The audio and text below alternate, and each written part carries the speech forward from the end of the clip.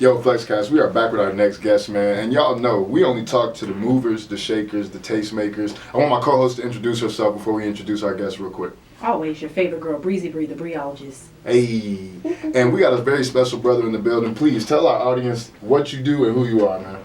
Man, Chuck Wavy, one word, no space. You know, I do a little bit of everything, but you know, mostly I do my thing. Music, you know, I touch the barber game, you know.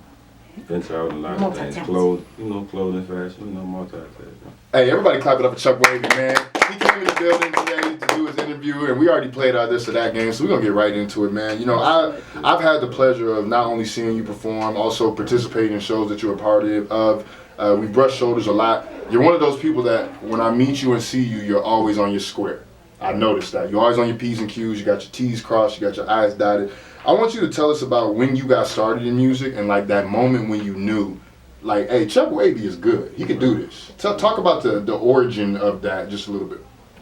I mean, I always was around music a lot. You know, growing up, I had the opportunity, like, I lived next door to a company called High Power Records.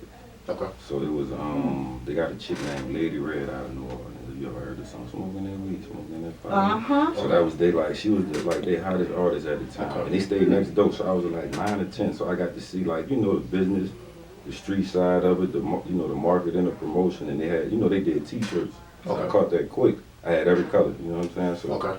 And then on the other side of my complex was another homeboy of my brother's, but he was plugged with No Limit. So I was always just I was always in the mix. You know, short story short, I just was always around, so I got to watch people, how they cultivated themselves. Some people, you know, fell off the dudes and don't. So once I got, you know, to the right situation, I jumped off with it. But once I started seeing more notable artists or other artists taking what I'm using, and it kind of, you know, I'm like, okay. And then I started seeing other people just using it and it worked for them. So I'm like, I wasn't bitter about it. I was like, that's gonna work. Right. That's proof, you know, that's working. So we call that soaking up game. Yeah, so I kind of just doubled down on what I seen people, you know, gravitate to. But I knew, you know, if it's one thing is true, they can do it, but you know they can't do it like you. You got everybody got how they do their thing. You know what I mean? Your gumbo gonna taste different. You know? Nah, 100%. I like that.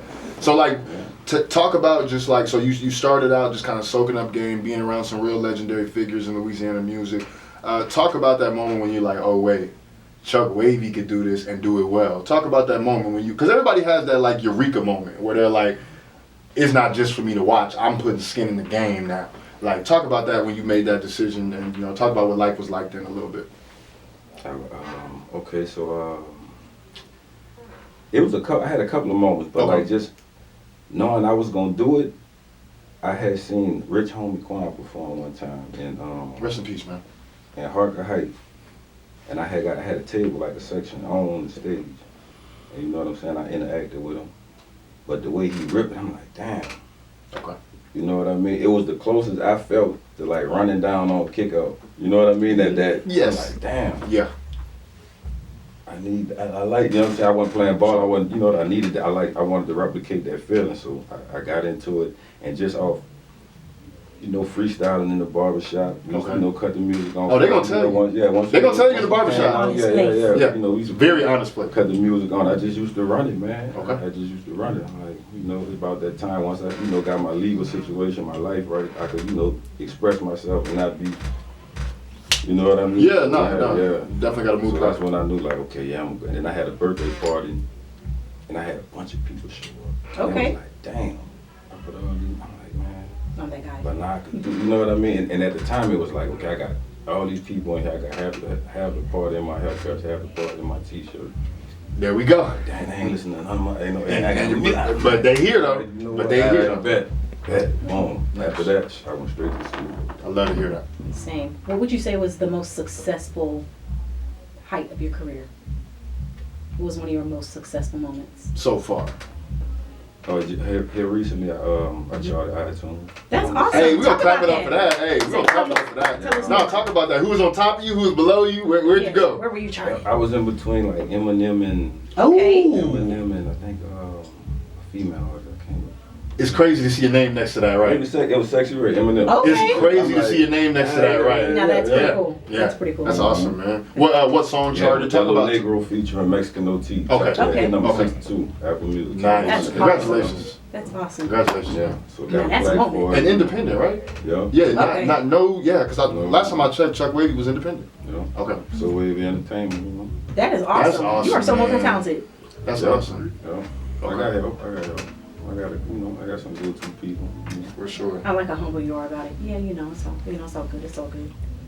And you could tell, like, another thing, too, that you could tell, because we talk to a lot of artists, you could tell which ones have been soaking up game. Correct. Like, because they apply it to their strategy. You don't chart on iTunes without applying some strategy. Absolutely. Right. And so I'm glad to hear that, like, you were able to have something manifest from the game that you have and the knowledge that you have inside of you. That's a beautiful thing, man. Pretty cool. So, we're coming to the end of the year.